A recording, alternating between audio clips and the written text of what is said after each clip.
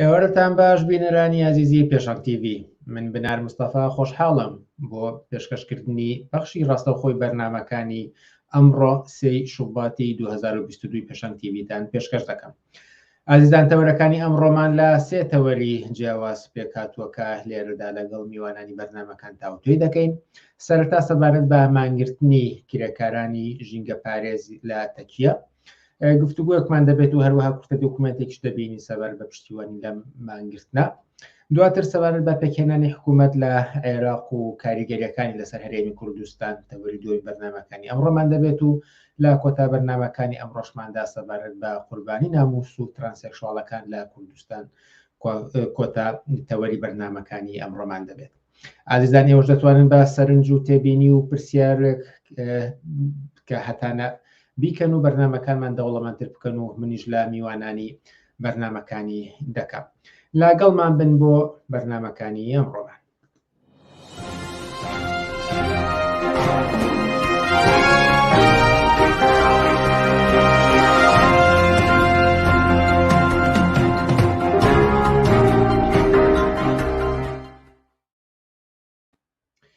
بەڵێ ئازیزان وەک ئاماژەم پێدا کە سەرەتا سەبارەت بە مانگرتنی کرێکارانی ژینگە پارێزی تەکیە کۆمەڵێ بابەتم بۆ ئامادەکردوون هەم گفتوگویەکە لەگەڵ بەڕێزدانە عەبدوڵڵا کە خۆوانێکێکن لە کرێکارانی ژینگە پارێز لە تەکیە. بەڵام پێش ئەوە با کورتە دۆکومنتێک ببینی سەبارەت بە دەربڕینی پشتیوانی لەلایەن ڕۆژنامەی دەنگی کرێکار و هەروەها ڕێکخراوی کرێکارانی بینە سازی لەگەڵ کرێکارانی ژینگە پارێزی تەکیە. چۆ کۆڵانەکان ئاوا پاکەینەوە پاکێکینەوە پاکی ناکەینەوە باویش حەقەکەمان باتی ئەگەر یای نەیانێ نەیانێ پاکێکینەوە کۆمپانیەکانیش پاکەینەوە کاڵم پاکێکینەوە ڕایە ماڵی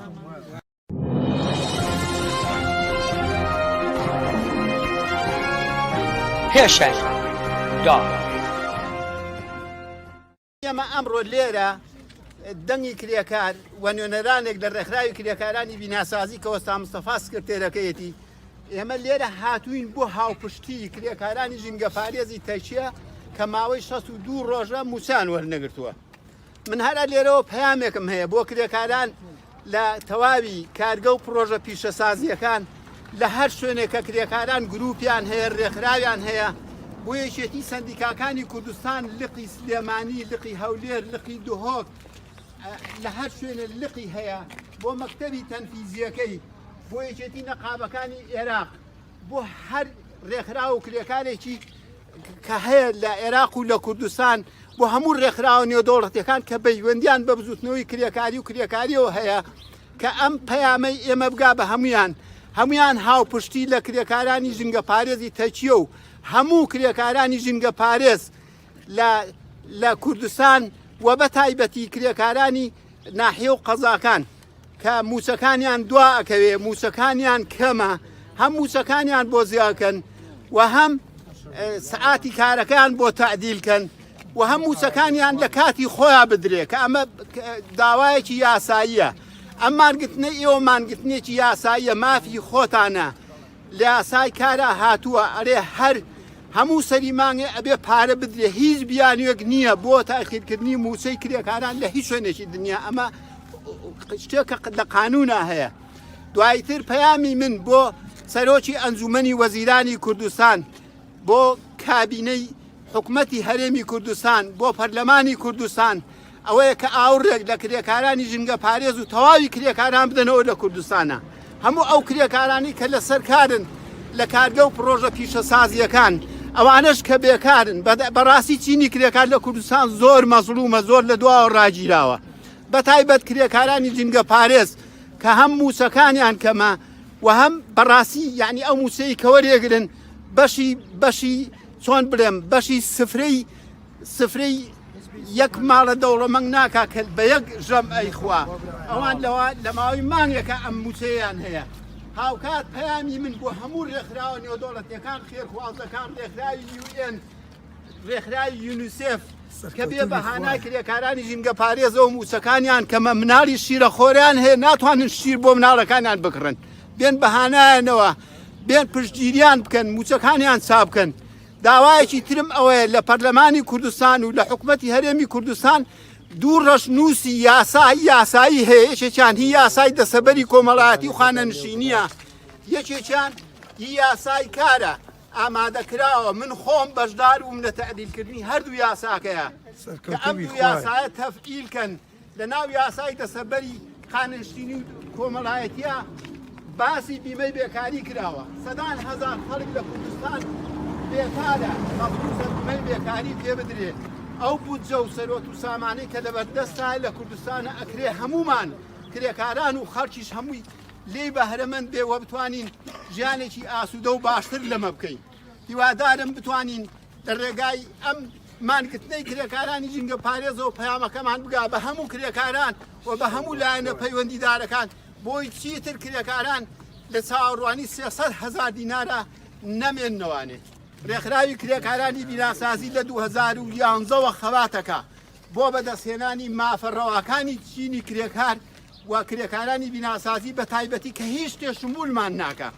نەبیمەی خانە نشینی نەبیمە کۆمەڵایەتەکان هیچ تێشمولمان ناکە داوا لە ئێوە شەکەین ئێوە کە ئەلێریان ئێسا خۆتان ڕێکخراوکەن ئێمە بڵاوکراوەی دەنگی کرێکان منبەری خۆتانە ئەتوانن تایە قسە بکەن ئەتوانن تیا هەرچی بڵێن بۆتان بڵاوکەینەوە وەزیری کار ئەرێ بە هیچ شێوەیەک نابێ موچە تاخیر کرد لەسەر ئەرز تەنفیز ناکرێ ئەم گەشمە کێشا هیچ پەیوەندی بە ئێوە نییە ئێوە موچەی خۆتانەوێت دەستخۆشی لە ئێوە کە بۆ کرێکارانی ژینگە دەستخۆشیەوە سامانتیەکە بۆ سەرسەری دەنگی کرێکار دیارە ئێمە وەک ڕێکخراوی کرێکارانی بیناسازی لە ساڵی 2011 ئێمە کۆمەڵێ برادەر وە گێوە چۆن چونەتە لایەک و هاو غەم و ویشەکانی خۆتان گەڵاڵاکەن بۆ داخوازی مافی خۆتان ئێمەش بە ئامان چونەتە پالێک ئێمە دیفاع لە سەرجەم کرێکارانەکەین ئێمە پەیوەندیمان بە هیچ گروپێکی سیاسیەوە نییە خەڵق ئازادە خۆی پەیوەندیەکە بە گروپی سیاسیەوە بەڵام ئێمە وەک کرێکار تەمەنایەوە کەم هەموو سەرجەم کرێکارانی ژینگە پارێزی کرێکارانی کوورەکان هەمومان بچینە لای یەک بۆی غەمەکانمان نییە خۆکەینەوانێ بتوانین سفرەی یەکتی برازێنینەوانێ ئەگە پرت و بڵاو بین هەر یەکێک بڵێ وەڵای منە ڕۆم بەم لایە مەسلەی کودێڵە دەستگرین بە کڵاوەکەی خۆمانەوە بۆی بانەی بات ئەمە زەرەرە بەڵام ئەگەر ئاوا تەجەمعێکی وا بکەین فشارێ دروستکەین بۆ سەر کۆمپانیەکان بە حەقەکەی خۆمان باتێ ئەو چۆن داوای ئەوەکە کارمان پێەکە ئەبێ حەقەکەمان باتێ ئەگەر حەقمان ناتێت تەجەمعێکی وا بکەین لە عینی کاتا فشارێ دروستکەین بە تاک دروست نابێت بە دوان دروست نابێت بە پەنجا دروست نابێت من تەمەنایەوەکەم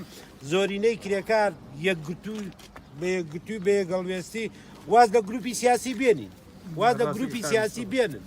گروپی سیاسی بۆ خۆی ئازادە چیەکە چیناکە ئەزار هەر یەکێک لێوە هەتانە ماڵم ناتان هەتانە کەسوکاتە شەیدا هەتانە ماندوون هەتانە خوێندنتان تەواو کردو بەڵام لە عینی کاتە لە یەک پیشەیە کۆم بوودێتەوە هیچ پیشەی کرێکاریە کە وەک پیشەی کرێکاری ئیشەکەن کارەکەن حەقەکەتان نایەتێ بەڵام ئەگەر یەک و یەک گوتوانە ئەومان بچینە پاڵ یەک چۆ کۆڵانەکان ئەوە پاکەینەوە پاکێکینەوە پاکی ناکەینەوە باویش حەقەکەمان باتی ئەگەر یای نەیانێ پاکێکینەوە کۆمپانیەکانیش پاکەینەوە کاڵم پاکێکەکەینەوە ڕایە ماڵی بەڵام بە یەک گوتووی بە یەک ناکرێت من تەمەناکەم بشتوای قسەرەکەم دیرەکەی بکەین ئەمە حەقا ئەبێ بتان ناتێ نەتان ناتێ ئەم شارە و ئەم قەزاڵناهەکان نییە ئێوەمان بگرن بۆگە ناخوا من دەستخۆشیەوە سامادیەکەم وەک سەر نووسری دەنگی کرێکار کە سەپەرشیەک دەریدەیە کە دەستخۆشی لێوە ئەکەم وەک سکرتێر ڕێکخراوی کرێکاران تەمەنایەوەکەم یەک و یەک گوتوانە هەمومان بەیەکەوە بین. بەڵێ ئازیزان ئەوەی بینیتان دۆکومنتێکی بچووک بوو سەبارەت بە پشتیوانی لا کرێکارانی ژینگە پارێزی تەکیە کە مانیان گرت بوو. ئێستاش بۆ تاوتوێی زیاتری ئەم بابەتە بەڕێز دانا عەبدوڵڵا کە خۆی کرێکاری ژینگە پارێزە لە تەکیە لە گەڵماندایە. کاک دانا ئەم کاتت باش و سپاس بۆ ئەم دەرفەتەی کە توانیت بە ئێمە بدەیت.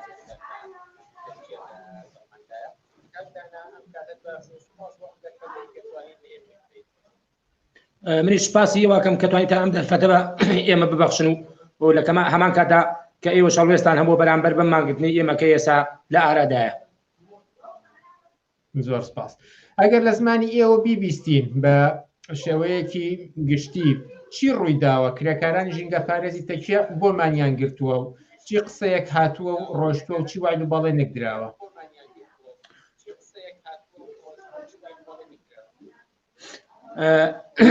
ئێمە وەکو کرێکارانی ژینگە پارێزی ناحەی تەکیە کە هەستاوین بەم مانگرتنا لە ڕۆژی شەمەوە کە ئێمەمانمان ڕاگەیاندووە ئێمە کۆمپانیامان ئاگادار کردوێتەوە کە ئێمە موچەی مانگی و مانگونوویەکمان لاتانە و وەرمان نەگرتووە کۆمپانیامان ئاگادار کردەوە کۆمپانیا سەری خۆیان ئاگادار کردوێتەوە ئەلەساس کاکە بێر بەدەنگی ئەم کرێکارانەوە داوای موچەی خۆیانەکەن لە کۆمپانیان لە سەری خۆیانەوە هاتوونە بە ئێمە وتووە کاکە بستنەوە سەر عیشەکانتان وعدی ئەوەیان پێیان کە ئەلەساس سێی مانگ ئەمڕۆ ئەکا کە موچەمان بدەنێت ئێمەش گوتمان بەردەوام نابین لە دەوامکردن ئێمە بەردەوامی لە مانگرتن هەتاکو موچەکانی خۆمانمانە دەنێ بە شەرتێکیش هەتا هەردوو موچەکانی خۆمانمان نەدەنێ بە هیچ شێوەیەک ئێمە ناچینەوە سەر کارەکانی خۆمان. ئەی هۆکار چییە بۆچی موچەکانتان دواکەوتەوە بۆچی لە کاتی خۆتانە پێتان نادرێەوە ئایا ئەمە یەکەم جارێکە موچەکانتان دواکەوت و لە کاتی خۆتاندا پێتان نادرێ؟ نەوەڵا بەڕێزەمە یەکەم جار نیە ئێمە لەوەتی لەم کۆمپانیاین ئەوە چەند ساڵەوە تقریبا 4 ساڵ زیاتر ئێمە لەم کۆمپانیاین هەتاکو ئێستا کە هێناومانە هەتا ئەم ڕۆژکەوا مانگرتنمان بەردەوامە ئەم کۆمپانیایە لە مانگی خۆیان پارەی نەداوە بە ئێمە دوای ئەوەی کە پارەی نەداوە بە ئێمە هەتا ئێستا ڕازگۆ نەبووە لەگەڵ ئێمەیە هەتا ئێستا ئەگەر ئێمەمان نەگرین هیچ کەسیشان لە کۆمپانیان لەسەری خۆیانەوە جگە لە بەڕێز حاجی یاسین کە ئێستا سەرۆکی ناحەی کۆمپانیاکەی تەکیەکە ئەو لە بەڕێوەبەری ئەبەیە جگە لەو هیچ کەسێکی کە لە کۆمپانیای شکارەوە ناتوە بەدەنگ داواکانی ئێمەوە بەدەنگ معاناتەکانی ئێمەوە بەڕاستی ئێمە کۆمەڵێک کرێکارین 57 کرێکارین بەسایەق و چاودێر و کرێکارەوە کە ئەم شارە پاکەکەینەوە هەتا ئێستا ئەوان نەهاتوونە هەر قسێکمان بۆکەن بڵێن کاکە هاتوونە قسەیەوەیان بۆمان کردووە کە ئەلەسا سێ مانگ موچەمان بنێ بەڵام ئەوان هەتاکو ئێستاشی پێوە بێ نە ئاگاداریان کردوونێتەوە ناتوونە بڵێن کاکە وەڵی ئێمە وعدی سێ مانگمان پێداون ئەلەساس موچەتان بدەنێ بەڵام نەیانداوە. ئەی هۆکارەکە بۆچی ئەگەڕنەوە بۆچی موچەکان لە کاتی خۆیان وەرناگرن؟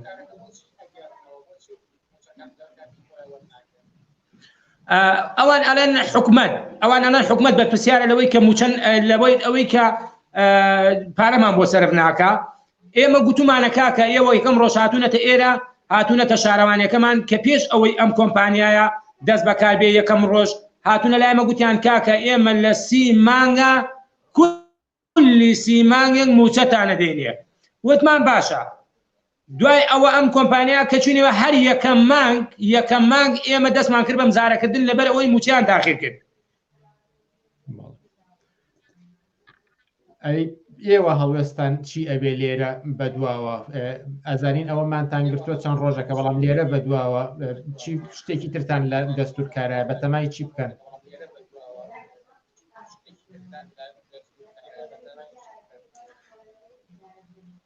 ئێمە ناتوانین بڵێن ئێستا بە دەقیق هیچ ڕوونکردنەوەی شەوت بۆ بدەم بڵێن وڵایی ئێمە ئەچینە سەر جادەیان جاداگرین ئێمە پەیوەندیمان بەسەر جادەگرتنەوە نییە ئێمە پەیوەندیمان بە حکومەتەوە نییە ئێمە پەیوەندی ئێمە بەم کۆمپانیایەوەیە ئەم کۆمپانیایە حکومەت پارەی بداتێ نەیداتێ ئەو غەسبە لەسەری پارەی ئێمە بدا ئێمە کرێکارین لەم کۆمپانیای عیشەکەین بەڕاستیەکەی یعنی ئێمە ئەگەر یەکەم ڕۆژ بیگوتایە حکومەت سلفەم نەداتی و پارە نادەمەوە ئەو کاتە ئێمە شتێشکەمانە کرد بەڕاستیەکەی ئێمە هەتا ئێستا شوێنەوەمانە ئێمە لە شەمەوە هەتاکو ئەمڕۆ کە پێنجشەمە بۆمانمان گرتووە ئەوان چەند جارێک هاتوونە تەنانەت سەرۆکی شارەوانی ناحەی تەکیەش بەڕێز مامۆستا برایم هات قسەی لەگەڵمانە کرد وتی بستنەوە سەر کارەکانتان وعدتان پێ ئەدەن ئەمان ئەلەساس سێ مانگ موچەتان بداتێ هەر دوو موچەکەش بەیەکەوە بەڵام ئەوتانێ ئەمڕۆ کە سێ مانگ بووە هیچ کامێکیان ئامادە نەبوونە تەنانەت بێن لێدوانێ بدەن بڵێن کاکە وەڵی داوا لێبوردنتان لێ ئەکەین ئێمە موچەکانیان بۆ سەرم نەکردوونە لە سلێمانی بەڵێ ئەڵێن وڵات چەکیان داوە پێن و چەکمان تەسمیل کردووە بەڵام برام ئێمە حەقمان بەسەر چەکەوە نییە ئێمە حەقمان بەسەر ئەوە نییە کە حکومەت پارەی ئەداتیانە ئەم بەو شەتە هات لێرە دەوام بە ئێمە بکە کولی 30 مانگێک معاشمان بداتێ کولی 30 مانگێک موچە خۆمان بداتێ ئێمە بۆ ناتین ئەم کۆمپانیایە کە دوو مانگ جارێک موچەمان بداتێ. لەو گرتە ڤیددیوەکە کە ئێستا بینیمان لەوێدا وەستا مەهدی سەرنووسری بڵاوکراوی دەنگی کرێکار ئاماژەیەک بە موچەی کرێکارانی ژینگە پارێز دەکات کە وەکو تریش زۆر کەمە ئەو بەراوردی کرد بەوەی کە ناکاتە سفری خوانی ماڵە دەوڵەمەندێک ئەگەر لە زمانی ئێوەوە ژیان و گوزەرانی کرێکارانی ژینگە پارێز و ئەو موچەی کە وەری دەگرن چەندێک بەشی ژیان دەکات. وەڵی من کە بەڕێز وەسامەدیوان هاتن بۆ ئێرە کە لەگەڵ جەماعەتا کۆبوونەوە دەستخۆشیانەکە کە پژگیری ئێمەیان کرد بەڕاستیەکەی ئەمە شەڵوێستێکە بۆ کرێکارانی ژینگە پارێز نەک هەر بۆ کرێکارانی ژینگە پارێزی سنووری ناحەیتەشێ بۆ هەموو شار و شارۆچکەکانی هەرێمی کوردستان بەڕاستی ینی ئەم دۆخە بەس دەتەکییان نییە ئەم دۆخە لە هەموو شارەکان لە زۆربەی شارەکان ئەم دۆخە سەری هەڵداوە بەڕاستیەکەی نەک هە لە ناحەیتەشێت تەنانەت چوونە بۆ چەمچەماڵیش پیان گوتونە گوتیانە ئێمە لە سێی مانگە سعات حوتی بەیانیشیان داناوە بۆیان توانە سعات حوتی بەیانی ئێمە موچەتان بۆ دێنین ئەگە تەنانەت موچەمان بۆ نێنان کار مەکەن بەڕاستیەوە بەڵێ نەشیان نەبردوتە سەر من ئەوەل دەقە پێم وتم برام ئێمە ئەم قسانە بۆ ئێمە مەکەن ئێمە 4 دانە ساڵە ئەم قسانەی ئێوە بەژوێ ئێمەیادێ بەڕاستیەکەی من کاگمادی و هەواڵانی کە لەگەڵان هەربوون دەستخۆشیان لێەکەین کە هاتوونەتە پشتی ئێمە و پژگیریان لە ئێمە کردووە بەڕاستی بە ئێمەوە هیلاک بوونە من حەزەکەم نەک هەر جەماعەتی کاگمادی و یان خەڵکیکە من حەزەکەم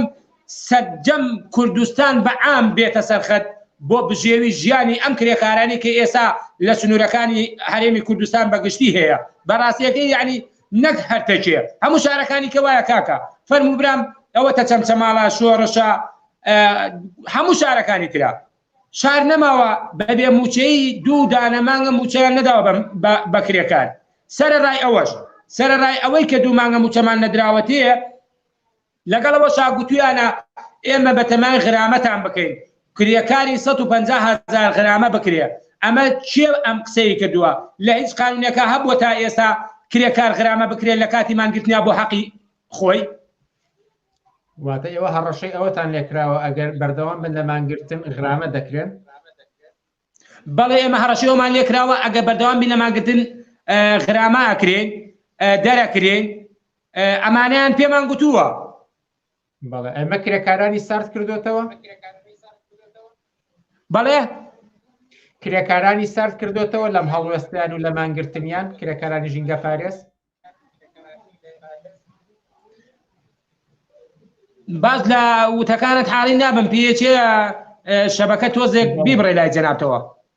بەڵێ بەداخەوەکی پێچە کێشە هەبێ بەڵام جارێکتر هەوڵ بەمە پرسیار بکەم کە ئەم هەڕەشانە کرێکارانی سارد کردوتەوە لە مانگرتن هیچ کەسێکمان ئێمە نەچوونێتەوە سەرکار هیچ کەسێک پەشیمان نەبووتەوە لە مانگرتن بەڵام پیان گوتراوە چەند کرێکارێکمان هەبوو پیان گوتراوە گوتیانە بەڕاستیەکەی توانە غرامەتانەکەین نستنەوە سەرکارەکانتان دەرتانەکەین ئەمانیان بەڵێ بە کرێکار گوتووە یعنی ئەوە نەک هەر ئەم جارە چەندها جاریکە ئەم شتانیان بە کرێکار گوتووە چەندها جاریکە ئەم هەڕەشە و گوڕەشەی لە کرێکار کراوە هەر ئێستا نەبووە چەند جاریکە ئەمە بووە ئێمە هەر ئەم مانگە نییەکەوە مانگرتووە مزاهرەمان کردو لە پێناوی مافەکانی خۆمانە ئێمە لەوەتی ئەم کۆمپانیا هاتوتە سنوورەکەمانەوە هیچ مانگێک بەبێ مزاهرە موچیان بۆ ئێمە نەهێناوە من پرسیارێکم نەماوە بەڵام ئەگەر شتێک ما بێ ئێوە بتانەوێ خۆتان ئاماژەی پێ بدەن و بۆ بینەرانی باس بکەن فەرمون بە کورتی وەڵی من بەس بە حاڵی خۆم ئەوە ڕائگەێنم نەک هەر با کرێکارانی ژینگە پارێز غەدر لێکراو بن من حەزەکەم خەڵکیش بێتە پاڵمان حەزەکەم خەڵکیش پژگیریمان بکە حەزەکەم حکوومەتی هەرێمی کوردستانیش پژگیریمان بکە بەڕاستیەکەی ئەمە حاڵ نییە ئێمە کرێکاری تیاین ئەمە حاڵ نییە ئێمە بە کرێکارە کرێ لەم شارانەیە دوای 2 دانە مانگ و 5 موچە نەدرێ بە کرێکارێک کە مانگانە 300,000 هەیە ئەگەر ئەم کرێکارە یەک ڕۆژێک ئیجازە بکە یان نەخۆش بێ یان هەر شتێک بێ پارەی لێ ئەبردرێ ئێمە هەتا ئێستاش دیار نییە ئەم کۆمپانیایە ئایا هینی بۆمان کردبێ کە لە داهاتووە ئەگەر یەکێک پێویستی بەوە بێ بچێک پاڵپشتێکی بکە ئەم کۆمپانیایە هەتا ئێستا ئێمە هیچ شتێکمان بۆتەوە هەتا ئەم دقەیەش کەوا لەگە بەڕێسا قساکەم هیچ کەسێک لە کۆمپانیا ئامادە نەبووە بێ لێدوانێک بۆ ئێمە بدا هیچ کەسێک لە کۆمپانیا ئامادە نەبوو تەلەفۆنێک بۆ کرێکارێک بکا بڵێ کاکە ئێمە هاتووینە و موچەمان پێ نییە ئەمە پێمان خۆشە بڵێن کاکە موچەتان نادێنێ بەس عیشمان بۆ بکەن ئەوە خۆشترە نەک کابرایەک بێ لەولاوە و بڵێ کاکە بڕۆنەوە سەر عیشەکانی خۆتان بەسەر هەردوو چاو سبێنێ موچەتان بۆ دێنین فەرمووەتە تا ئێستا موچەمان بۆ نهاتووە من یەک بەس بە حاڵی خۆم کرێچیم 2 مانگە کرێخانوم نەداوە ساحێبی 6 سەرخێزانم ماقوڵە من لە کێ پارە بێنم میدەمە خاوەن خانۆکەمە لە کاکە ئەگەر بۆت نادرێ خانۆکەم بۆ چۆڵکە ئەمە قوڕی چۆکەم بەسەرما یعنی ئەگە تۆ کۆمپانیایەکی هاتوویتە پارە نەدەیتە من ئەی من بەچی کرێخانوو بدەم ئەی بەچی بژێوی ماڵ و مناڵم پەیدا بکەم خۆم نەخۆشم خێزانم نەخۆشە کوڕێکم نابینایە چاوێکی نابینێ یعنی ئەمانە هەمووی مەینەتە بۆ کرێکار من هەر نەک هەر خۆم کرێکارمان تیا بووە ڕۆژی بەفربارینەکە بڕوا و قەناعەتم پێ بکە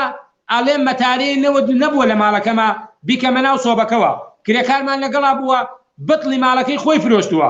کرێکارمان هەبووە چووە سبلیتی ماڵەکەی خۆی فرۆشتووە بۆ بژێوی ماڵ و مناڵەکەی ئێتە من سوپاسانەکەم دەستخۆشی لە کەناڵەکەشتانەکەم و هیوای سەرکەوتن بۆ لایەکە خوازم بەڕێزدانە عەبدوڵڵا کرێکاری ژینگە پارێز لە تەکیە زۆر سپاس بۆم دەرفەتەی بە ئێمەدا و بە هیوای سەرکەوتن بۆ ماگرتنەکەتان و بە هیوای وەرگرتنی زۆرترین پشتیوانی لە کوردستان و دەرەوەی کوردستان زۆر سپاس سپاسی ئێوەشەکەی بۆم دەرفەتێک کە بێتانەخشی و سپاس خواتان لەگە سەر چاو ئازیزان ئەوەی بینیتان و بیستان سەبارەت بە کرێکارانی ژینگە پارێزی تەکیەکە مانیان گرتووە لە ڕۆژانی ڕابردوودا لا پێشەنگ تیڤۆ بە دۆداچوون دەکەین و لە پێگەکانی خۆمان و هەفتەی ئایندەش قسە و باسی زیاتری لەسەر دەکەین و لەسەر ناڕەزایەتی کرێکارانیش باگشتی لەگەڵ ما بمێنەوە بۆ تاوتۆکردنی بابەتی پێکهێنانی حکوومەت لە عێراق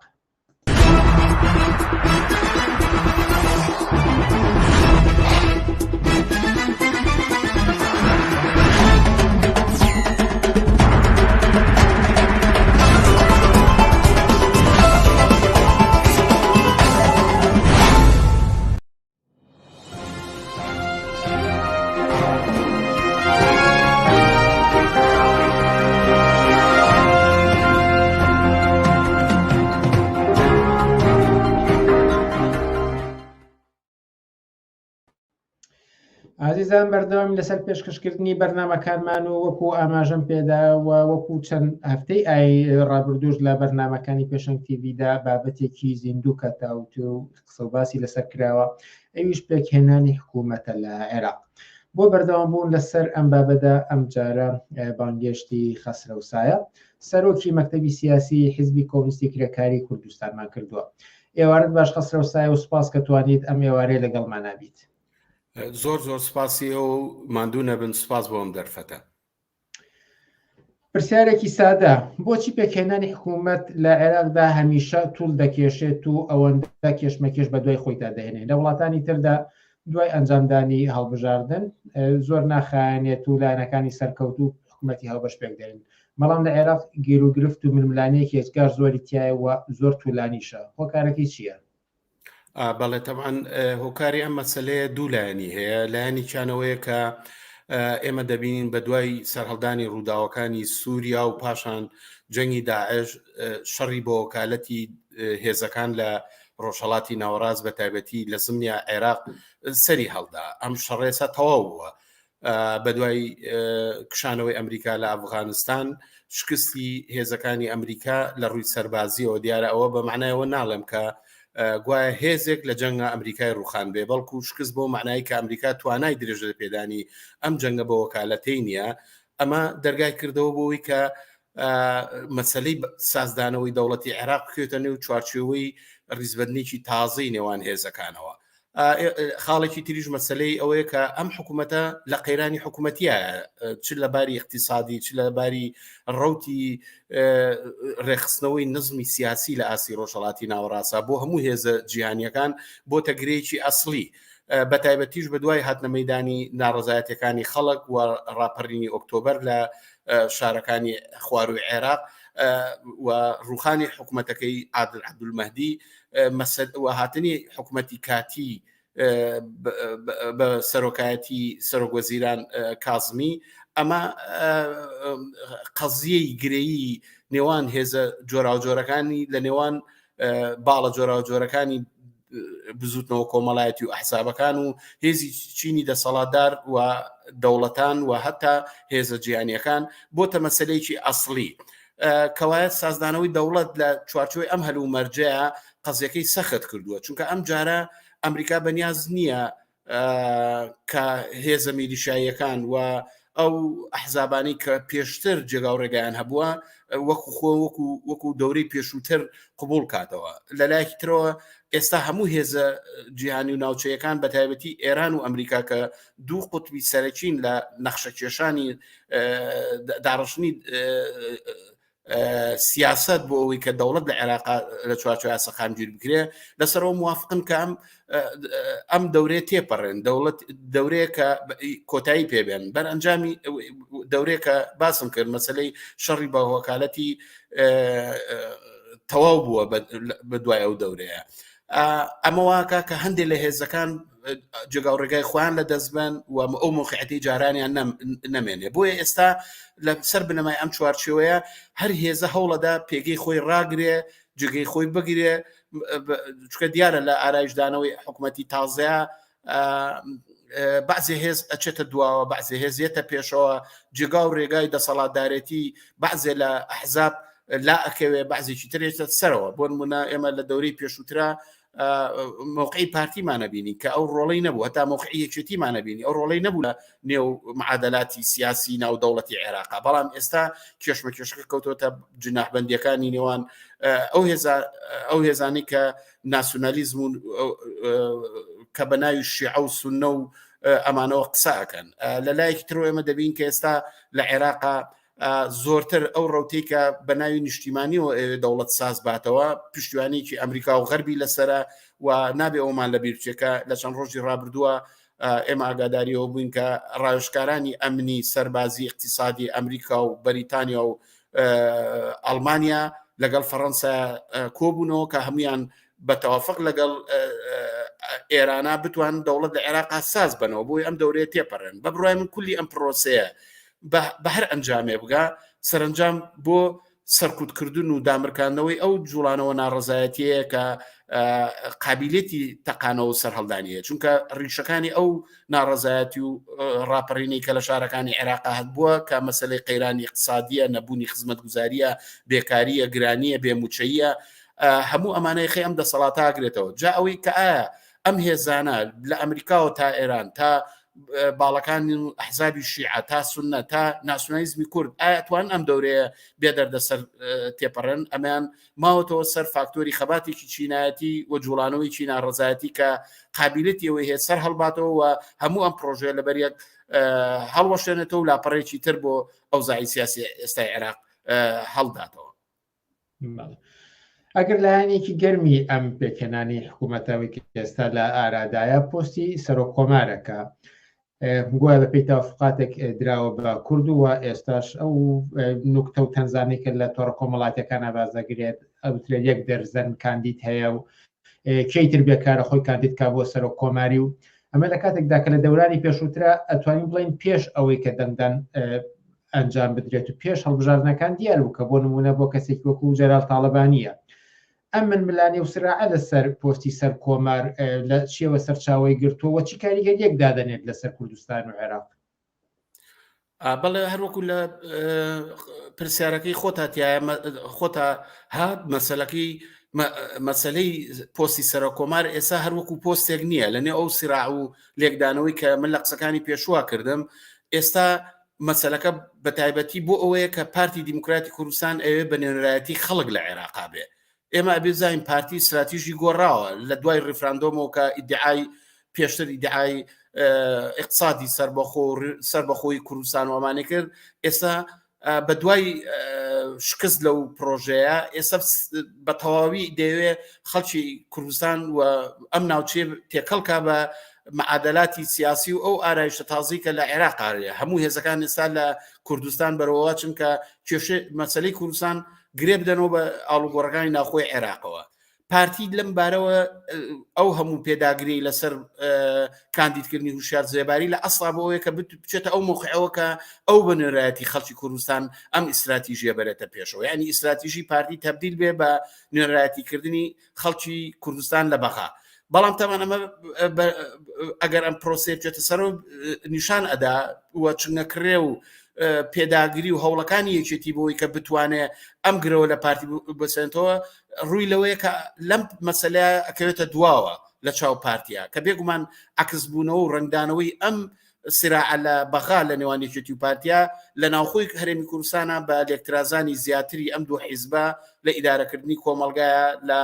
ئەو پەیوەندیانی کە لە ڕابردووە هیان بۆ هەمووی لە گرێژ ناچێ و سەرنجام کێشمەکێشی نێوخۆی ئەحزاب لە کوردستان تونگترە کاتەوە و قەڵشتی نێوانیان زیاترەکە کە دیارەوە فەزای سیاسی کوردستان خاتە دۆخیشی تازەوە هەروەها لە عێراقی شەروایە بە بڕای من ئەم مەسەلەی فرسەدەیا بوو لایەنانی کە ئەدۆڕێن بەتایبەتی ئەو باڵا ئەو ئەحزابانی کە لە ناو شیعە لا ئەخرێن بەتایبەتی مالیکی نعرەتەی قەومی بەرامبەر بە هەرێمی کوردستان بڵاوکاتەوە مەسەن هەر خودی ئەو ڕووداوانی کە لە چەند ڕۆژ یان چەند هەفتە لەمەوبەر لەوەی کە حملەیان کرد بۆ سەربارەکەەکانی پارتی ئەوەی کە بانقی کوردستانیان تەقاندەوە ینی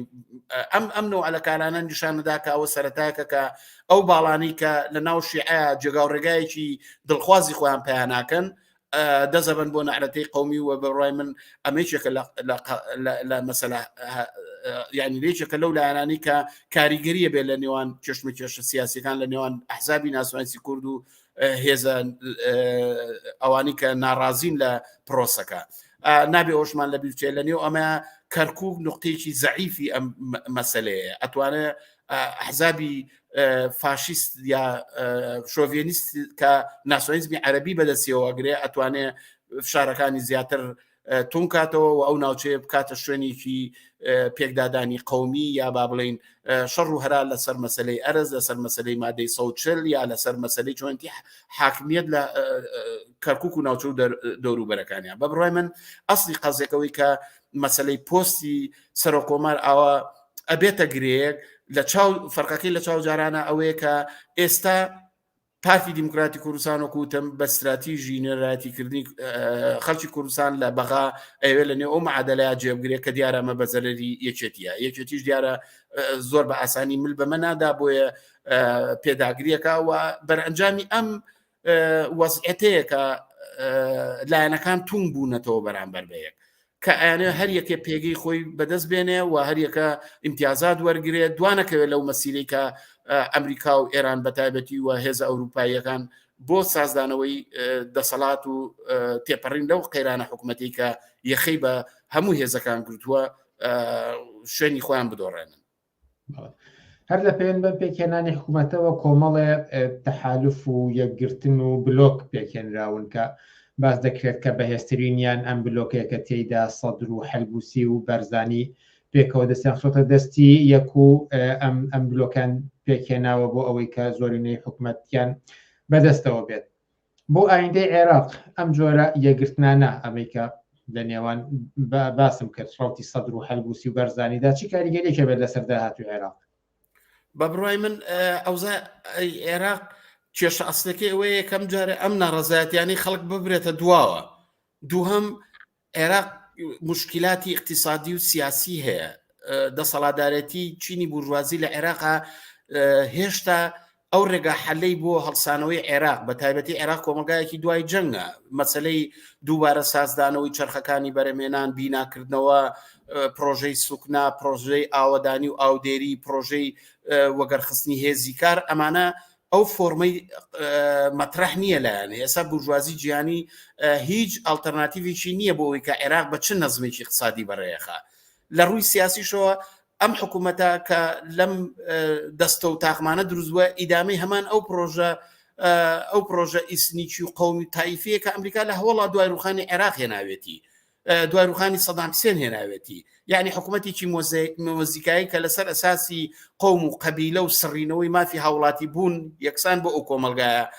بەدەستیەوە گرتووە ئەمە نیشانیەدا کە دەوڵەتی تازە حتا ئەگەر پێکیش بێ هەڵگری کۆمەڵێک تەناقوزاتی قەومی ئیسنیکی قانونی سیاسی اقتصادیە و ناتوانێت حکوومەتێکی پایدار بێ ئەم ڕیسبەستنی کە پارتی و حەلبوسی و سەدر کێشاویانە بەڕاکێشانی بەرەی شیعەکان کە لە چوارچەوەی تەنسیقا کۆبوونەتەوە دیسانەوە گرفتەکەوەی کام هێزانە سەریان بە دەوڵەتانی منتیقەکەوەیە مەسەن ئاسان نییە بەتایبەتی ئێستا ئێمە دەزانین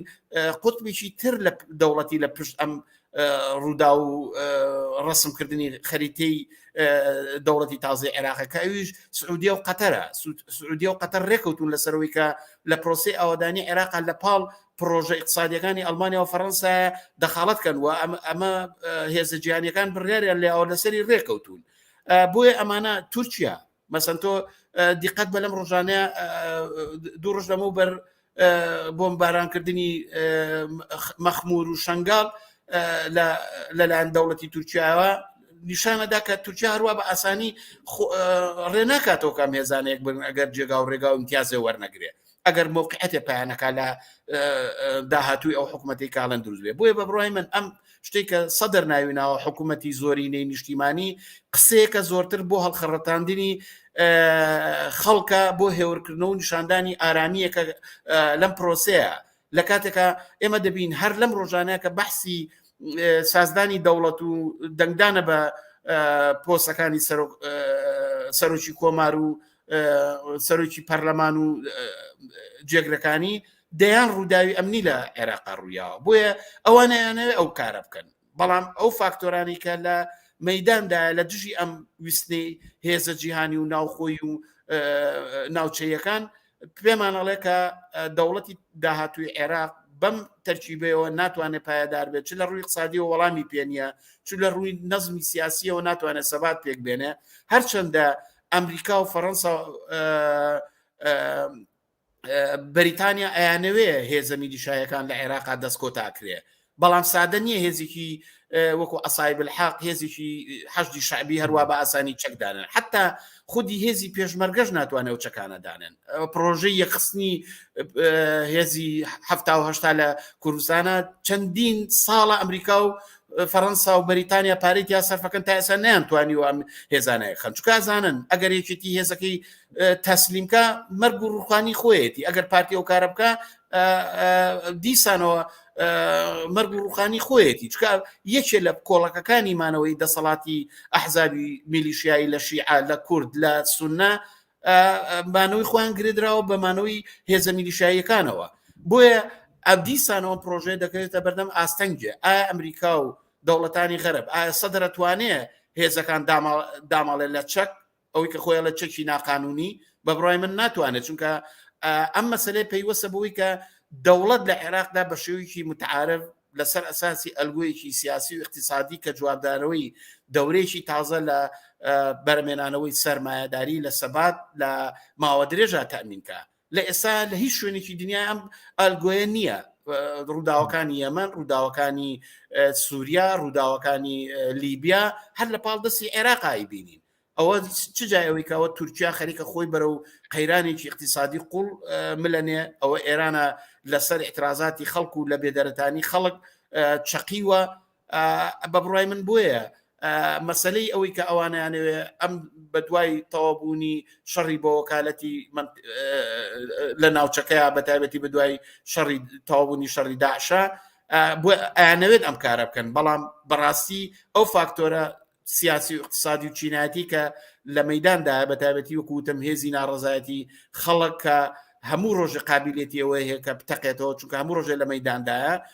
ئەم پرۆژێ ئیمکانی ئەوە هەیە کە تێک بچێت لە لایکی تریشۆ بە بڕای من ئەمە فرسەتێکە کاتەوە بۆ خەڵکی کارگەر و زەحمەت چێش بۆ ئێمە کۆمونیستەکان بۆ خەڵکی ئازادی خواست کە لە تەناقوزاتی ئەمانە سوود وەرگێ بە تاکتیکی ڕۆشن بە نەخشەکار و استراتیژی ڕۆشن هەوڵ بە ئەم اعترازاتانە نەخەوێ و هەوڵ با ڕابەری زامنکە و هەوڵ با شێوەکارێک کە بتوانێت هەنگاو بە هەنگاو تەوازنی نێوان خەباتی چینی کرێکار و زەحمەت چێشان لە دژی سەرتاپای ئەم هێزانە بەرێتە پێشەوە تا بتوانێت بە یەکجاری کولی ئەم پرۆسەیە هەڵوەشێنێتەوە و ڕێگا بکاتەوە کە نەزمێکی تر لە اقتصاد کە ئەویش اقتصادێکە کە خەڵک خۆی بەڕێوەبەر اقتصادی سوسیالیستیە بە معنای دقیق لە ڕوانگەی ئێمەوە و دەسەڵاتێ بێتە پێشەوە کە شوراکان و ئەنجومەنەکان و نێرانی خەڵک خۆیان ئیرادەی کۆمەلگا بکەن و خۆیان بتوانن ژیانی کۆمەڵاتی لە ئەسۆ بگرن. من پێم وایە ئەمە ئەو احتیمال و ئەگەرە ئەسڵیانەیە کە لە نێو ئەو زاحەیە سەر هەڵەدا. خەسرە سایە سەرۆکی مەکتەبی سیاسی حیزبی کۆمسی کرێکاری کوردستان، زۆر سپاس بۆ ئەم دەرفەتەی پێداین و بەشدار بووی لە بەرنامەکانی ئەم شەوی پێشەنگ تیڤیدا. سپاس بۆ ئێوەش. ئازیزان خۆشەویستان، وچانێکی تر دەدەین و پاشان سەبارەت بە قەتلی ناموس و قوربانی بوونی ترانسێکشواڵەکان لە کوردستان گفتوگویەکترمان دەبێت لەگەڵ ئاڵا فەرشدا. وچانێک و دەینەوەلاتە.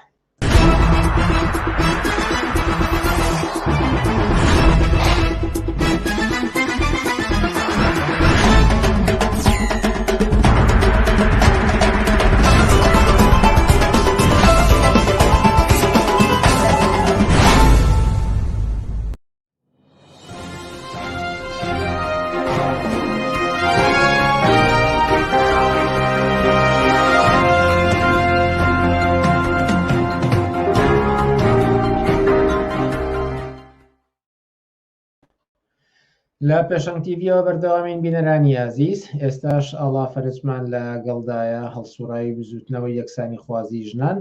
بۆ تاوتوێکردنی قوربانی بوونی ترانسێکشواڵەکان لە کوردستان. ئاڵا فەرج، ئەم کاتت باش و سپاس بۆ ئەم دەرفەتەی کە پێتداین. مایکەکەتان قەپات ئەگەر عەزەت بکێشن مایکەکەتان بکەنەوە سەرەتا. سڵاو لە ئێوە، زۆر سپاس بۆ ئێوە ئەم کاتێ ئێوە باش و سپاس بۆ ئەوەی کە ئەم دەرفەتەم بۆ ڕەخسا بۆ ئەوەی قسەکانمان لەم بارەیەوە بکەین. جارێکی تر بەداخەوە هەواڵی دڵتەزێن دەبیستین و یەکێک دەبێتە قوربانی، ئەم جارە کەسێکی ترانسێکشواڵ. قوربانی ناموس لە کوردستاندا کەم نەبوون و مێژوویەکی درێژی هەیە لە سێدەی ڕابردووە و هەزاران قوربانیشی هەیە. ئەم دانەیەیان ئەتوانین پەیوەستکەینەوە بە هەمان درێژەی قوربانی هەمان ناموسەوە؟ بەڵێ، گۆڕینی ڕەگەز یان با بڵێن ترانسێکچوال یا ترانسجێندەریشی پێدەگوترێ لە حاڵەتێکە ئەم ڕەگەزە ئەگۆڕێت کاتێکە ئینسان هەر لە ناسکی دایکە هەندێک کەس هەیە وا دروست ئەبن، ئیتر هۆکاری ئەوە کە تا ئێستا بە تەواوی نەزانراوە ڕەبتی زیاتر بە هۆرمۆنی ئەو مناڵەوە هەیە هەر لە سکی دایکەوە دوایی کە لە دایک ئەبێ یەکێک لە هۆرمۆنەکان یا هۆرمۆنی ژنان یان هۆرمۆنی پیاوان زاڵە بێت بەسەر هۆرمۆنی ئەو کەسەیە. یعنی بۆیە من ئەمە باس ئەەکەم بۆ ئەوەی کە ئەسبابی ئەم ڕەگەزە کە لە یەکێکە بۆ یەکێکی کە ئەگۆڕە هیوایە بە تەواوی کچە، هیوایە بە تەواوی کوڕە، هیوایە لە بینایە هۆرمۆنێکی زاڵە بەسەر ئەویکە. بۆیە ناچارە ئەو کەسە یەکێ لە مەرحەلەیەک لە مەراحیلەکانی ژیانیدا ناچارە بێت کاتێکە هەست ئەکا بەم بابەتە گرنگە لە ژیانی ئەو کەسەیە، ناچارە بێت بیر لەوە بکاتەوانێکە بیگۆڕێت، ئەم ڕەگەزە بگۆڕێت کامیان زاڵە. زۆر جار هەبووە ڕەگەزی کچەکە زاڵ بووە، ئەو کەسە خۆی کردو بە هی کچ، بەڵام شێوەی دەرەوەی زیاتر لە شێوەی کوڕا بووە یان بە پێچەوانەوانێ. زۆر جار هەبووە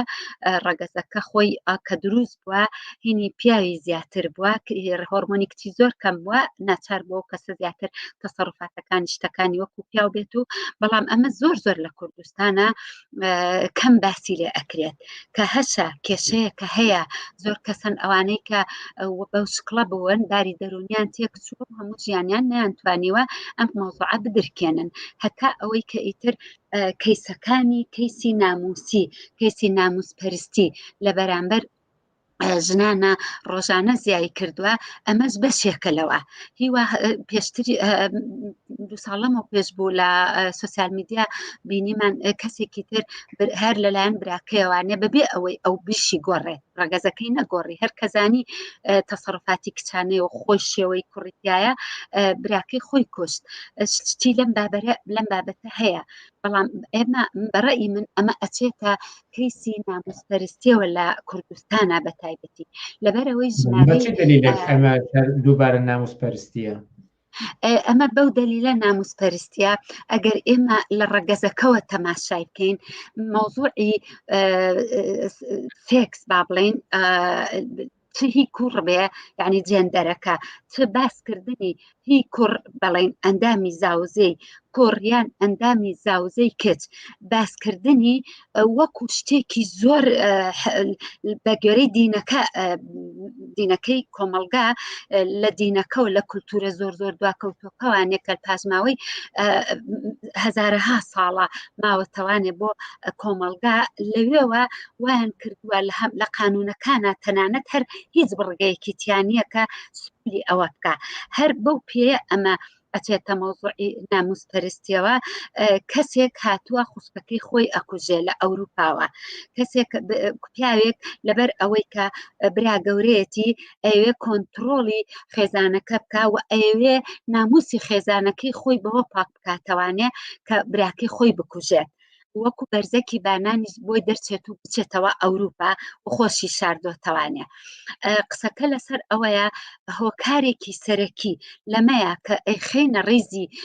قوربانیانی کەیسی ناموسپەرستیەوە لەبەر ئەوەی ترانسجێندەر بابەتێکە ڕەبتی بە ناموسی ئەو کەسە کۆنە پەرست و دواکەوت و کولتورە کۆنپارێزانەوە هەیە کە دەیانەوێت لەسەر حسابی ئەم کولتورە دواکەوتووە ئیدامە بە دەسەڵاتداری کوردستان و کۆمەلگای کوردستان بدەن بە تایبەتی پرسیارەکە ئەوەیە بۆ لە قانونە باسی مەسەلەی ترانسجێندەر بە هیچ شێوەیە نییە نەمافیان هەیە ترانسجێندەرەکان نەمافیان بیکەن بە کجیا بیکەن بە کوڕ بۆیان هەیە خۆیان قەرار بن تەنانەت بەڵام لێرا مەسلەیەکی اقتصادی زۆر گرنگ هەیە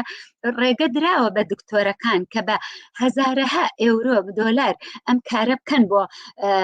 مشتەرەکانی خۆیان مەسەلەکە لێرە وەکو بزنس تا زۆر ئەکرێ بەڵام لەبەرەوەی یاسایەک نییە لە پشتەوە دیفاع لە مەسەلەی ترانسجێندەرەکان بکە لەبەرەوە ئەم نەوعەکەیسانە ڕوو دەدەن و دەرگا ئاواڵە کراوە بۆ دەستی ئاوەڵای کۆنەپەرستان لەبەرەوەی کەسێکی وەکو ئەم دۆسکی ئازادی ناوە کەسێکی وەکو ئەمە کاتێک براکەی پێی ئەزانێ لە دەوروبەرەکەیەوە لە کەسوکارەکەیەوە لە ڕەفیقەکانیەوە لە ئەوروپا باسی ئەم مەوزوعاتە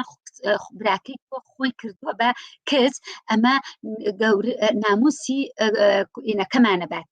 دەوروبەرەکەم ناموسی خێزانەکەمە چێ بۆیە بە کوشتن وەڵامی ئەمە کەسەی داوەتەوە بەڵام لێرەدا پرسیارەکە ئەوەیە ڕەگەز گۆڕین تاوانەیان کوشتن گەورەترین تاوانە هیچ شتێ نییە پاساوی ئەوە بکاتە بڵێ با بکوژرێت ڕەگەزی گۆڕیوە مافی خۆیەتی حەزەکە ژن بێ حەزەکە پیاو بێ حەزەکە هەر شتێکی بێ ئەمە مافی ئینسانەکانە کام هۆرمۆنە لە لەش یازاڵە بەو شێوەیە ژیان بۆ خۆی دروستکە و خێزان بۆ خۆی دروستکە و مناڵ دروستکەن قسەکە لێرەیە ئەوەیە لەبەر ئەوەی ڕەبتی بە مەوزوعی جیهازی تەناسولی ژنەوە هەیە یان پیاوە هەیە مۆزوعەکە چۆتە بابی ناموسپەرستیەوە لەبەر ئەوەی دیفاع لە کولتورێکەکە کە ساڵەهای ساڵ بە حیزبە ناسیۆنالیستە کوردیەکان بە درێژایی ئەم 30 ساڵە بوو بە سەر و 30 ساڵیش لەسەر ئەساسی ئەو کولتورە داکەوتووە توانیانە بەشداری بە دەسەڵاتدارێتی ڕەش و گەندەڵی خۆیان بکەن لە ناو ژیانی ژنان و کوڕانی و کەسانێک کە جێندەرەکەیان با بڵێن هۆرمۆنی ژنیان پیاویان مەوزون نییە هاوسەنگ نییە داچارن هەسن بۆ کارە و ڕەگەزەکەی خۆیان بگۆڕن هیچ قانونێکیش لە پشتیانەوە نییە بەداخەوە پێتان وایە لە بەرامبەر ئەم هەواڵە دڵتەزێنەیە هەرم ڕووداوە و قوربانیانی تری ناموسپەرستی لە کوردستاندا کۆمەڵگە بە پێی پێویست ڕادەچڵەکێت لایەنە پەیوەندیدارەکان کاری خۆیان ئەنجام دەدەن بە هیچ شێوەیەک لایەنە پەیوەندیدارەکان ئەم مەوزوعە بۆیان مەوزوع نییە بە پێچەوانەوە دیسانەوانێ ئەیبینین لە سۆسیال میدیاوە بوارێکی تر ئەکەنەوە تەنانەت لە کۆمەڵگادا لە ڕێگەی میدیاکانی خۆیانەوە بوارێکی تر دەکەنەوانێ جارێکی تر ئەپدەیتی کۆنەپەرستەکەی خۆیانەکەنەوانێ لە بەرامبەر ئەم بابەتەیە ئەمانە قوربانیانی کولتوری دواکەوتوی کۆمەڵگان قوربانیانی نەبوونی یاسایەکی سکۆلار و مۆدێرنن لە کوردستانە ئەمانە قوربانیانی ئەو سیستەمە گەندەڵەی سەرمایەدارین کە لەم لاوانێ بزنسی میک ئەپ و بۆتۆکس و لێو ئەستورکردن و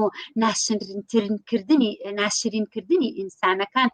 بەرهەم ئەکەنەوانێ بۆ کەڵەکردنی سەرمایەدارەکەیان بەڵام لەو لاشەوە ئەبینین کولتورێکی زۆر دواکەوتوو کە هەر دیسانەوانێ لایەنە پەیوەندیدارەکان خۆیان ئەپدەیتی ئەم کولتوراکەنەوە لەسەر ئەساسی ژیان و چارەنووسی تەنەها گەنجیوە کە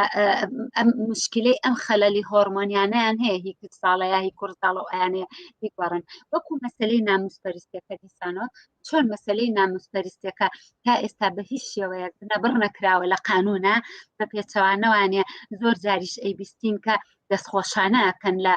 بکەری لە بکوژوەکان کە ئەمەمان زۆر بینیوە لە کوردستانە بەداخەوە بۆ ئەم مەوزوعەش بە هەمان شێوە بۆیە ئەمە جارێکی کە ئەوە ئەسەلمێنێتەوانێت کە قوربانیانی ئەم جۆرە کارکردانە دیسانەوە جارێکی تر ئەتێتەوانێ بابی ناموسپەرستیەوە بەڵام هەم یاساکان بە هیچ شێوەیەک ڕانەت نەگۆڕاون هیچ تەنانەت ڕیفۆرمێکیشی تیان نەکراوە بڵێ باتە نەبڕیکەین لەبەر ئەوەی کە پێی ئەوترێ مافە سەرەکیەکانی مافی ئینسان لەناو ئەم لە چوارچەوەی ئەم یاسایانەدا بە هیچ شێوەیە جێگەی بۆ نەکراوەتەوە بە هیچ شێوەیە حسابیان بۆ کەرامەت و بۆ ئیرادە و خواست و داواکاریەکانی خەڵک نەکردووە بۆیە ئەمەش هەروە لەلاوە لە حاشەی کۆمەڵگاوە باس ئەکرێ بەڵێ پۆلیس لە دهۆک چوون بە دوای ئەم قەزەیە لە دوایە برا بچووکەکەی ئیتقالی کرد بە پۆلیسەوە وتی برا گەورەکەم ئەم کارەی کردو و گەڕایشتەوە بۆ ئەوروپا بە شێوەیەکی زۆر سادە وەکو ئەوەی کە هەر هیچ ڕووی نەیابێ بۆیە ئەمە زەنگێکی زۆر مەترسیدارە بۆ ئینسانیەکانی کۆمەڵگای کوردستان زەنگێکی زۆر خەتەرناکە بەو مەبەستە خەتەرناکە کە هەم دەرگایەکی گەورە ئاواڵا ئەکات بۆ هەم ترس و تیرۆر و بۆ دەست ئاواڵاکردنی تیرۆرکردن و کوشتنی ئەو کەسانی کە ئەیانەوێت ڕەگەزەکەی خۆیان بگۆڕن ئیتر ئەو کەسانی کە ڕەگەزەکەیان بەو شکڵەیە وەکو کوڕی ئەم کاک ئازادە بە هیچ شێوەیەک ناتوانن لە کۆمەڵگادا وەکو ئینسانێکی عادی ژیان بکەن بچن تەنانەت بە ڕەفیقەکەی خۆشی بڵێ من تەنها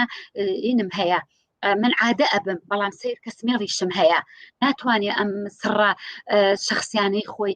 لای دایک و باوکی بڵێ لە لای کەس باسی بکە بۆیە وەکو نەخۆشیێکی دەرونی لە هەموو ژیانیا لەگەڵ ژیانیا زۆر بەداخەوە تەنها تەنیایی و نەخۆشیە دەرونیەکان ئەبنە چارەنووسی ئەم کەسانە خۆ ئەگەر عەمەلیاتیش کات وەکو ئەم کەسە ئەوە زۆر دوور نەڕۆین دەوانێ هەمان کەیس دیسانەوە دووبارە بێتەوانێ ئەی پێویستە لە بەرامبەر ئەم دیاردەیەدا چی بکرێت بۆ ئەوەی کە ئەم کەسانە تەنها نەخۆشی دەرونی و قوربانی بوون نەبێتە چارەنووسیان و یاخود ئیدامەدان بە قەتلی ناموسپەرستی پێویستە لە بەرامبەر ئەمە چی بکرێت ئێمە ساڵەهای ساڵە کارەکەین بۆ بەدەستهێنانی یاسایەکی یەکسان لە ناو کۆمەڵگادا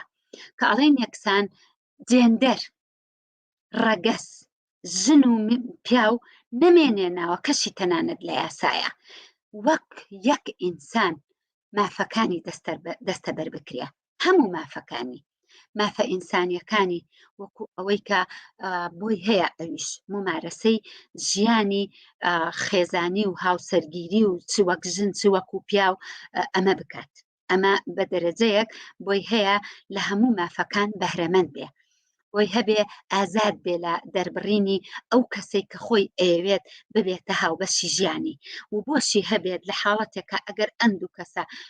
نەیانویست پێکەوە بژین جا ببنەوە. ئەمە هەر مافی زۆر زۆر سەرەتاییە کە لە زۆربەی زۆری کۆمەڵگاکانی دنیاە ئەم مافانە بەدەست هاتوون. من تێناگەم بۆچی کۆمەڵگای کوردستان ناتوانێت نەیەکێتی نەپارتی نە ئەم حکوومەتە سەر لە شێواوی کوردستان کە قاچێکی لە کوردستان و قاچێکی لە لای بەغایە و تەنها بۆ پڕکردنی گیرفانی و بۆ سەرمایەکەی بۆ قازانجی خۆی هەوڵای تێناگەم بۆ یەک تۆس بۆ یەک دەقەبیر ناکاتەوە لە مافە ئینسانیەکان. ئینسان دروست ئەبێ لە حاڵەتێکە خەتای خۆی نییە جیهازی ژن و مێی ژن و پیا و تایە وەکو یەک هاوسەنگ نییە.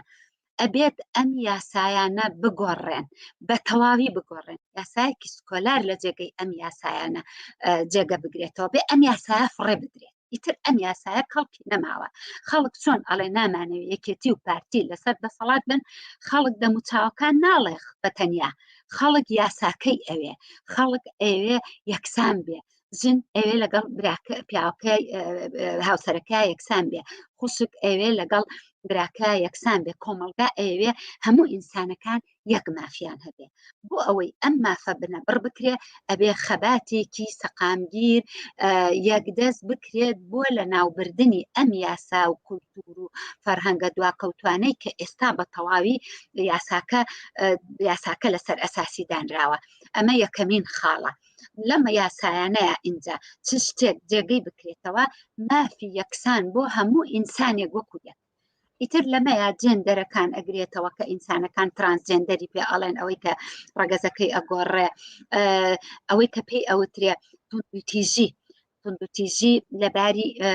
لێدان وەکو فیزیکی، توندوتیژی نەفسی کە ئەمە هەموو ئەم ترانسجێندەرانە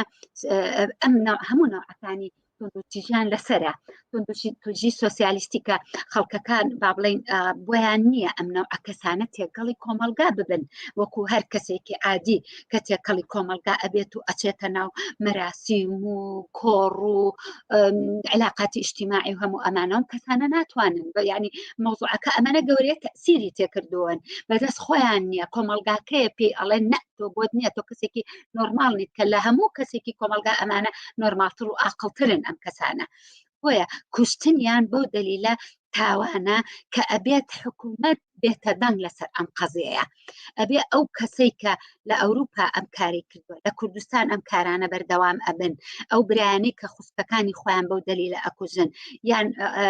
بە پێچەوانەکەی بە هەر شێوەیەک بێ باوکەکە مامەکەی خزمەکانی یان بە شێوەیەکی عەشایری پلاندا ئەنێن و ئەم کەسانە ئەکوژن. ئەبێ هەر هەموو ئەمانە دادگا یعنی ئەمانە ئەبێ دادگا بکرێت بە چ حەقێکیان ژیانی جوان و تەمکین و ناسکی کوڕێکی 23 ساڵە والێ ئەکەن کە ئەو پەڕی تەمەنێتی دڵی بە دنیا و بە گەنجێتی و بە ژیان خۆشەوەک و هەر ئینسانێکی عادی ئەویش ئەوێ بژی. بۆ ئەمانیان ئەم حەقی ژیانەی لێ ئەسەرنەوە. بۆیە ئەبێت یەکەمین شت حەقی ژیان لێسەنەوە بۆ لە هیچ قانونێکە نابێت جێگەی ببێتەوە لە کۆمەڵگای کوردستانی ژۆک و هەر کۆمەڵگایەکی تری ئەم دنیا بۆی نییە ئەم تاوانی ناموسپەرستی، تاوانی کوشتنی ئەو کەسانی ڕەگەزە گۆڕن، هیچ نەوعات توندوتیژێک نابێت لە قانونی مەدەنی لە قانونی مافە ئینسانیەکانی مافە سەرەتایە ئینسانەکانە جێگەی ببێتەوە. ئەمە بەهێزێک ئەکرێ، بە تواناییەک ئەکرێ، فشارێکی وا ئەکرێ کە هی دەرەوەش و هی ناوەمان پێویستە. ئەگەر ئەم هێزە نەبێ ئەم قانونە خۆیانە ناگۆڕن. ئەوان ئەیانێ هەر بۆ شکڵ بێ ئەڵێن خوا وای کردووە، پێغەمبەر لە قورئانەکەی و لە کتێبەکەیان نووسیوێتی کە ئەمانە هیچی ئەسڵی نییە، تەنها بۆ گەمجەکردنی خەڵکە. هەمومان نەزانین دین تلیاکێکە، ئیسلام و مەسیحی و هەموو دینەکان لە تلیاکێک زیاتر بۆ گەمجەکردن و گێشکردنی خەڵک هیچ شتێکی تر نییە لەوە زیاتر. ئەمانیش ئەم دینیان کردوێتە وەسیلە بۆ کوشتنی ئەم هەموو ئەو ژن و پیاوانەی کە ئەیانەیە ژیانێکی ئینسانی ژیانێکی پڕکەرامەت و بە ئیرادە بۆ خۆیان پێکەوە بنێن و بەو شێوەی کە خۆیان ئەیانەوێت. من ئەمە لێرە خاڵێکی پێش بێنم کە باسی ئینتەرناتی نەکەم لە ئاستی عالەمیشە لە زۆربەی زۆری وڵاتەکانە ئەم حەقە بە تەواوی دراوە بۆ کەسانی کە ڕەگەزە گۆڕن. وەنمونە لە ماڵتە، لە ئەرجنتین، لە نۆردیک، فلەندا تۆزە کێشەی هەیە یا بە قانونی کردووە، بەڵام ئەویش دیسانەوە هاتۆ مەسەلەی عقم و ئەم شتانی کردوتە سەبەب بوو دکتۆر و ماوەیەکی دوور درێژ کاتێن بە دکتۆر و چی ئەمە مۆزوعێکی ترە، بەڵام حەق دراوە بە ئینسانەکان کە ڕەگەزی خۆیان بگۆڕن.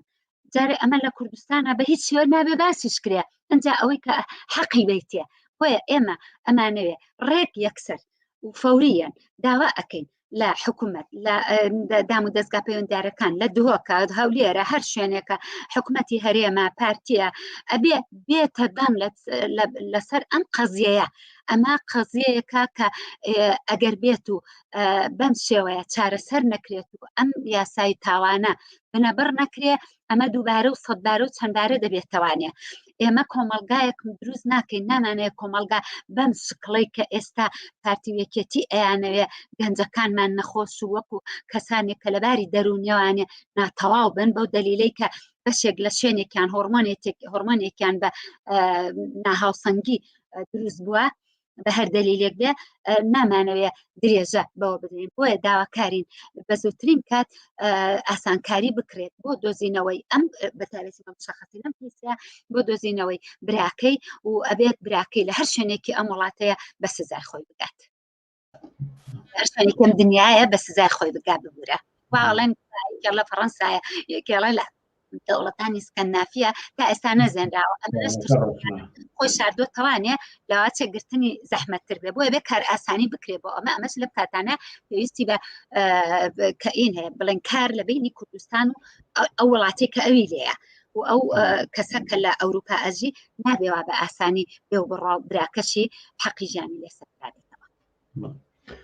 ئاڵا فەرەج هەڵسوڕای زوجتنەوەی یەکسانی خواسی ژنان، زۆر سپاس بۆ ئەم دەرفەتەی پێداین و لە بەرنامەکانی ئەم شەوی پێشەنگ تیڤیدا ئامادەبوون. زۆر سپاس بۆ ئێوە شەوێکی شاد بۆ تۆ و بۆ هەموو گوێگرانی تەلەڤیزیۆنی پێشەنگ. زۆر سپاس. عزیزان خۆشەویستان، هەردەگەشدا دێینە کۆتایی بەرنامەکانی ئەم هەفتەیەمان تا هەفتەی ئایندا کاتێکی خۆش بۆ هەموو لایەک و هەرشاد و سەرکەوتوو بن.